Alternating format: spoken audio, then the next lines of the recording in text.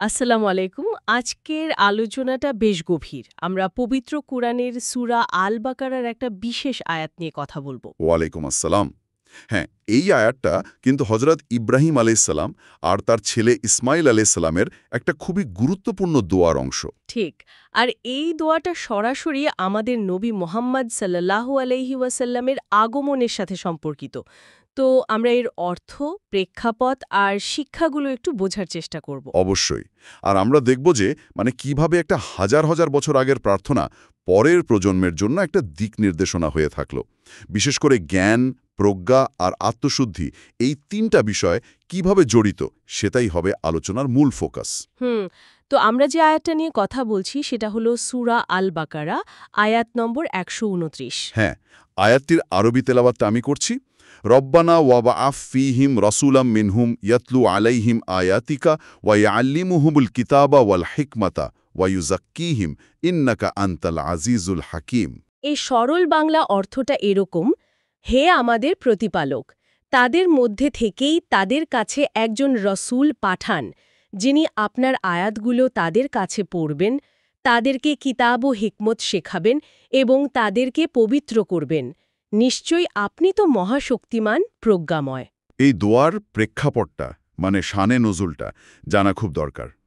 ইব্রাহিম আলাইসাল্লাম আর ইসমাইল আলাইসাল্লাম যখন কাবাঘরটা বানাচ্ছিলেন, কাজটা শেষ করার পর তারা কিন্তু শুধু একটা বিল্ডিং বানিয়ে থেমে যাননি। আচ্ছা। তারা ভবিষ্যতের বংশধরদের জন্য দোয়া করেছিলেন। তাদের হেদায়েতের জন্য, তাদের আত্মিক মঙ্গলের জন্য একজন রাসূল চেয়ে আল্লাহর কাছে প্রার্থনা করেছিলেন। মানে কাবা নির্মাণের মতো একটা বিশাল কাজের পরেও তাদের চিন্তা ছিল ভবিষ্যৎ প্রজন্মকে নিয়ে। একদম। আর আল্লাহ সুবহানাহু ওয়া তাআলা সেই দোয়াটা কবুল করেছিলেন। আর তারই ফলস্বরূপ পাঠালেন আমাদের প্রিয় নবী মুহাম্মদ সাল্লাল্লাহু আলাইহি ওয়াসাল্লামকে। সুবহানাল্লাহ। তার মানে এই আয়াতটা একটা বিরাট দোয়ার কবুল হওয়ার জীবন্ত প্রমাণ। আচ্ছা, এই আয়াতে রাসূলের যে ৪টে প্রধান দায়িত্বের কথা বলা হয়েছে, সেগুলো যদি একটু খুলে বলা যায়। আমার মনে হচ্ছে এখানে যেন একটা কমপ্লিট প্যাকেজ বা রূপরেখা দেয়া হয়েছে। হ্যাঁ, খুবই সুন্দর একটা রূপরেখা। দেখুন, ৪টে মূল দায়িত্ব এখানে একদম স্পষ্ট। প্রথমটা হলো আয়াত তিলাওয়াত করা, মানে আল্লাহর কালাম মানুষের কাছে পৌঁছে দেওয়া, তাদের শোনানো, মনে করিয়ে দেওয়া। শোনাটা প্রথম ধাপ। ঠিক। দ্বিতীয়ত, কিতাব শিক্ষা দেওয়া, মানে শুধু শোনানোই নয়, বরং কোরআনের জ্ঞান, এর মানে কি, আদেশ নিষেধ কি, এসব বিস্তারিতভাবে বুঝিয়ে দেওয়া। আচ্ছা, জ্ঞান দান করা। তৃতীয়ত, হিকমত শিক্ষা দেওয়া। হিকমত মানে হচ্ছে প্রজ্ঞা, গভীর বোঝ, কোনটা কখন করা উচিত সেই বিচক্ষণতা। এর মধ্যে রাসূলের সুন্নাহ বা জীবন পদ্ধতিও পড়ে, যা আসলে কোরআনের জ্ঞানেরই প্র্যাকটিক্যাল দিক। জ্ঞান আর তার প্রয়োগ দুটোই। হ্যাঁ। চতুর্থ এবং খুবই গুরুত্বপূর্ণ, তাজকিয়া বা পবিত্রকরণ। মানুষের ভেতর থেকে শিরক, কুফুর, খারাপ চিন্তা, অহংকার, হিংসা এসব দূর করে তাদের আত্মা আর চরিত্রকে পরিষ্কার করা, পরিশুদ্ধ করা। তার মানে জ্ঞান, প্রজ্ঞা আর পরিশুদ্ধি, এই তিনের সমন্বয়। ব্যাপারটা তো দারুণ। রাসূলের ভূমিকাটা তাহলে খুবই ব্যাপক ছিল।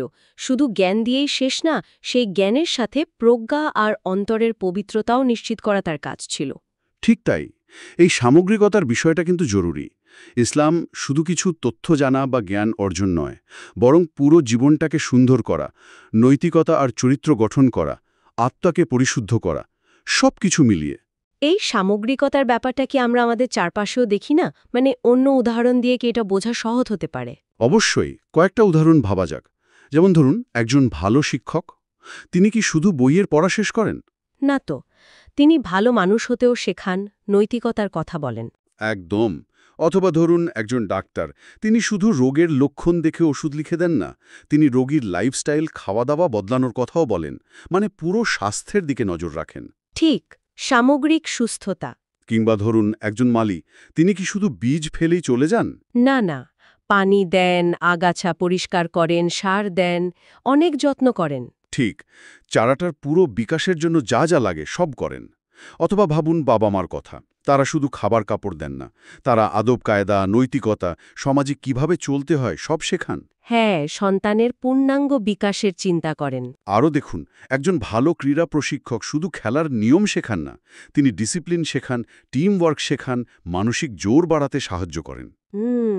এমনকি একজন ইঞ্জিনিয়ারও শুধু বিল্ডিংয়ের ডিজাইন করেন না, তিনি সেটার নিরাপত্তা, এটা কতটা ব্যবহার উপযোগী হবে, কতদিন টিকবে, এসবও দেখেন। ও আচ্ছা। আর মসজিদের ইমাম সাহেবও তো শুধু নামাজ পড়ান না, তিনি ইসলামী জীবনবিধান, নৈতিকতা, সামাজিক দায়িত্ব, মানুষের সাথে সম্পর্ক কেমন হবে, এসব নিয়েও কথা বলেন। এই সবগুলো ভূমিকাতেই একটা সামগ্রিকতার ছোঁয়া আছে। রাসূল সাল্লাল্লাহু আলাইহি সাল্লামের দায়িত্বটাও ছিল এমনই পূর্ণাঙ্গ।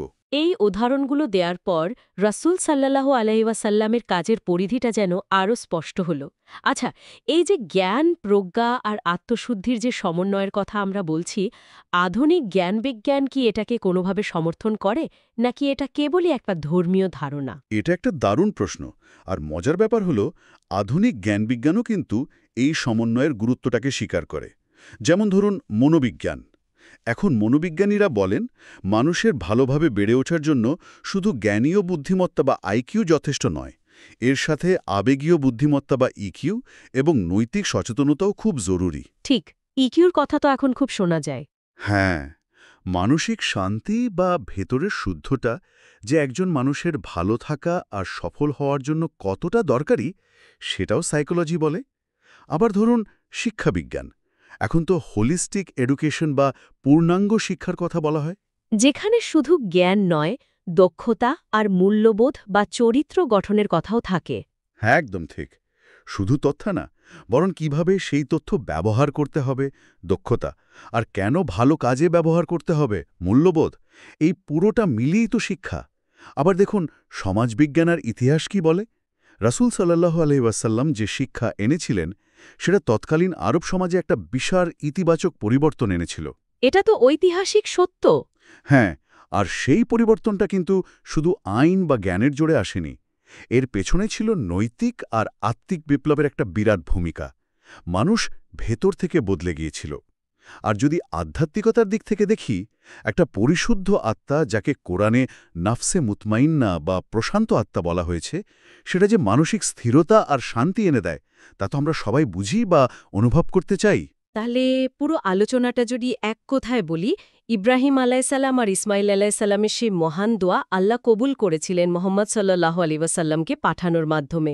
আর তিনি এসে শুধু কিতাবের জ্ঞান বা আয়াত শোনাননি, বরং তিনি প্রজ্ঞা শিখিয়েছেন এবং সবচেয়ে জরুরিভাবে মানুষের আত্মশুদ্ধির ব্যবস্থা করেছেন, যার মাধ্যমে একটা ভারসাম্যপূর্ণ নৈতিক সমাজ তৈরি হয়েছিল। ঠিক, জ্ঞান, প্রজ্ঞা আর আত্মশুদ্ধি, এই তিনের এক দারুণ সমন্বয়। হ্যাঁ, আর এখানেই কিন্তু আমাদের নিজেদের জন্য একটা গভীর চিন্তার জায়গা রয়ে গেছে। আজকের এই যুগে যখন তথ্যের কোনো অভাব নেই, আমরা জ্ঞান অর্জনের পেছনে হয়তো অনেক সময় দিচ্ছি, প্রজ্ঞাও খুঁজছি, কিন্তু আত্মশুদ্ধি মানে নিজের ভেতরের অহংকার, লোভ, হিংসা, অনৈতিকতা, এগুলো দূর করার প্রক্রিয়াটাকে আমরা ব্যক্তিগত বা সামাজিক জীবনে কতটা গুরুত্ব দিচ্ছি?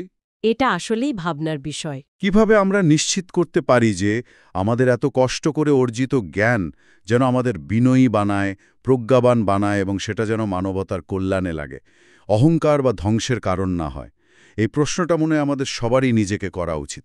নিজেদের একটু আয়নার সামনে দাঁড় করানোর দরকার।